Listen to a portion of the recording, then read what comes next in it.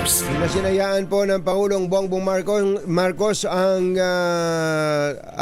tanging parallel runway sa Pilipinas. Ito po yung kauna-unahan na tanging parallel runway sa Pilipinas dyan sa Mactan, Cebu International Airport. Opo.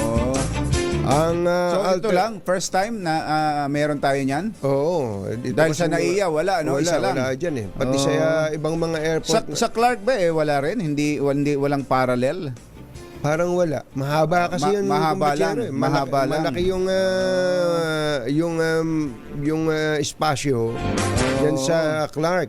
Pero ito, first and only parallel runway in the Philippines. Opo. Ang alternatibong runway na may halos 3 kilometro ang haba ay dinisenyo para matugunan ang tumataas na pangangailangan sa trapiko sa himpapawid, matugunan ang dami ng pasahero at kargamento, at tiyakin ang walang patid na operasyon sa panahon ng emergency.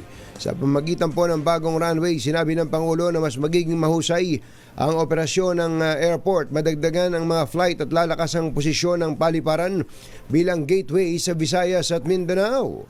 Inaasahan din ng Pangulong Marcos ang higit na oportunidad para sa kalakalan at turismo na papasok sa Pilipinas sa pagbubukas ng kauna-unahang parallel runway sa bansa.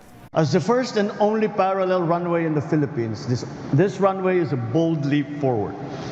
It will help in your competitiveness, in your connectivity, and in your capacity to take in visitors.